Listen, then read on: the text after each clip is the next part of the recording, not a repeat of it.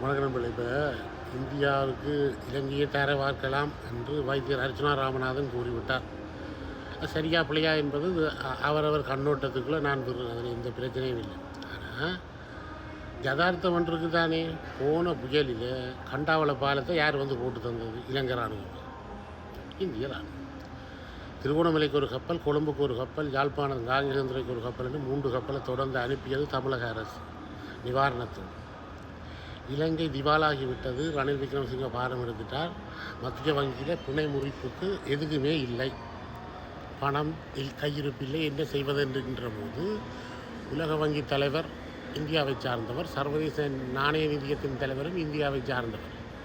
அவர்கள் இருவரையும் இந்திய நிதியமைச்சர் கௌரவ நிர்மலா சீதாராமன் அம்மையார் 3ஆம் மண்டல நாடுகளுக்குரிய கடன் வசதிகளையும் வட்டியில்லா கடனையும் சலுகைகளையும் இலங்கைக்கு வழங்குங்கள் என்கின்ற போது அவர்களுடைய மத்திய வங்கி காலாவதியாகிவிட்டது, திவாலாகிவிட்டது என்று அறிக்கையை சமர்ப்பிக்க சொல்லியும் அதற்கு 2 நாடுகள் பிணைமுறி சைன் பண்ண வேணும்.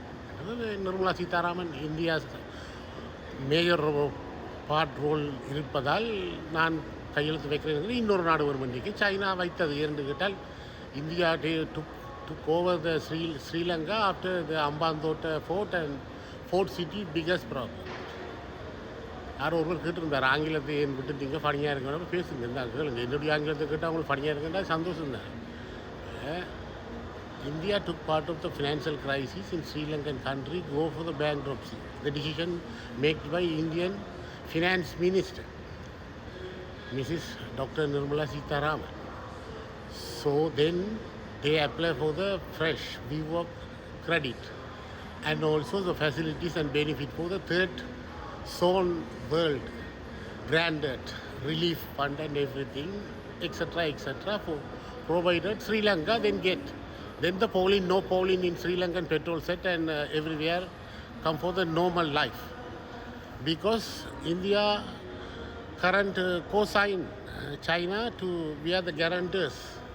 Nothing happened in Sri Lanka. We are given for the economy growth. Give the policy making and everything for the economic strategy. So it's going for growth. With him, IMF given the condition and the Sri Lankan government carried out and forward and people என்னது சொல்கிறோம் என்ன தெரியாது. சுமைகள் எல்லாம் இலங்கை வாழ் மக்களின் தலையில் போடப்பட்டிருக்கிறது. அன்றாட வாழ்க்கையும் யதார்த்தமும் அவருடைய பொருளாதார சிக்கலும் அவர்களுடைய வாழ்வியல் துக்கமும் ஏழ்மை வறுமை எல்லாம் இலங்கை மக்களின் தலையிலே சுமக்கப்படுகிறது. இலங்கை அரசு முயற்சிக்கிறது, சகாயம் சலுகைகளை சில வேளைகளிலே தருகிறது, மற்றபடி. ஆனால் இந்தியாவிடம் இலங்கையை கொடுக்கிற காரணம் போல் ஒன்றும் இல்லை. இலங்கைக்கு எந்த வேளையில் நீங்கள் பார்த்துருப்பீங்கள், பசில் ராஜபக்ச மஹிந்த ராஜபக்ச காலத்தில் ராஜபக்ச ஆட்சிக்கு இந்தியா கடன் கொடுத்தது. ஒன்றும் இல்லை, வாங்குறதுக்கு வசதி இல்லைன்னு அந்த கடனை கொண்டு போய் சைனாவிட்ட வாங்கின கடனுக்கு வட்டி என்று கொடுத்து போட்டு சைனாட்ட அதே தொகையில் டபுளை வாங்கி கொண்டு வந்து இங்கே எல்லாம் கொள்ளையடித்தது இலங்கை. அதான் ஊரை விட்டு கிளைச்சவங்க. யாரை கிளைச்சவங்க? ராஜபக்சவை கிளைச்சவங்க. என்னத்துக்காக கிளைச்சது? நாட்டை கேவலமாக ஆட்சி செய்ததும் கொள்ளையடித்ததும் உங்கள் எல்லோருக்கும் தெரியும். சபோஸ் கந்திரியை விடுதலை புலிகள் தாக்கினார்கள் சந்திரிகாமியார் காலத்தில். தாக்கி 3 நாள் தொடர்ந்து எரிந்தது.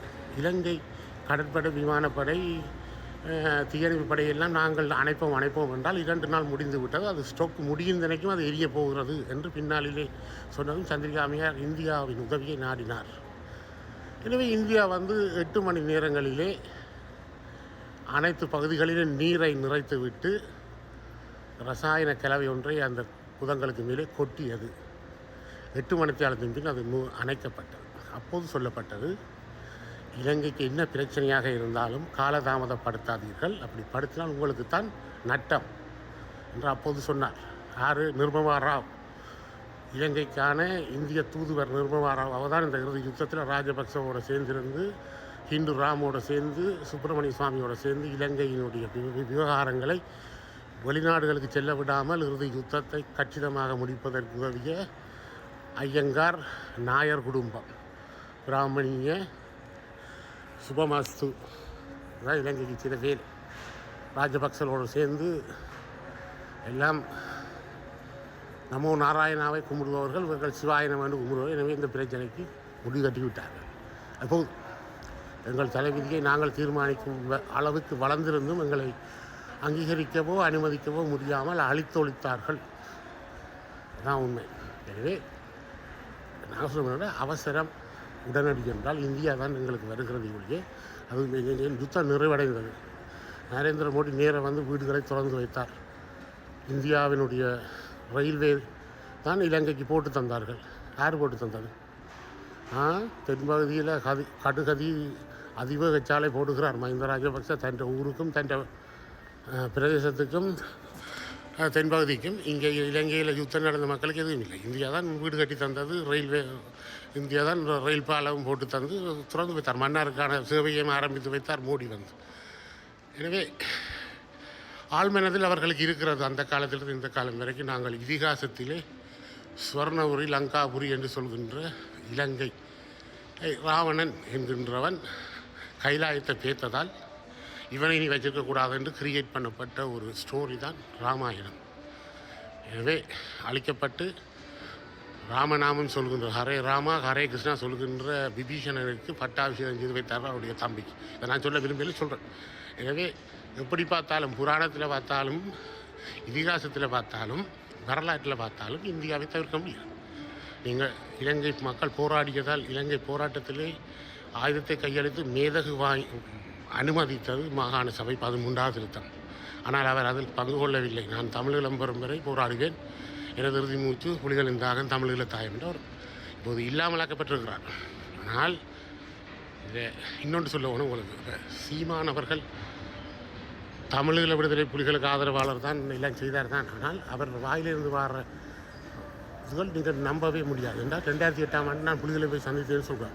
2009 மே 19 எங்களுக்கு நிறைவு நாள். நாங்கள் முள்ளிவாய்க்கால் கஞ்சி. 2008 எப்படி இருந்திருக்கு? ஐநாவை வெளியேற்றி விட்டு அடித்து எல்லாரையும் நந்திக்கடலுக்கு கொண்டு போயிட்டாங்க. இன்றைக்கு ஒரு காணொலி வந்திருக்கிறது பார்த்தேன்னு ஒரு நண்பர் போட் பண்ணியிருந்தார். 2009ஆம் ஆண்டு மே மாதம் 12ஆம் தேதி சீமானவர்கள் இலங்கைக்கு வந்தார். அவர் நாங்கள் நேரில் கண்டோம்னு முன்னாள் போராளிகள் போடுகிறார். 2009 மே மாதம் 12ஆம் தேதி இலங்கைக்கு வந்தார். 2009 மே மாதம் 18ஆம் தேதி நாங்கள் முள்ளிவாய்க்கால் கஞ்சி இங்கே காய்ச்சுகிறோம். அவர்கள் இல்லை, இனி இல்லை என்று. என்னடா இந்த உலகம்? யாரை வைத்து பிழைப்பு நடத்துவது? யாரை காண்பித்து மக்களை உங்கள் பக்கம் திருப்புவது? ஒன்றுமே செய்ய முடியாது. நன்றி, வணக்கம்.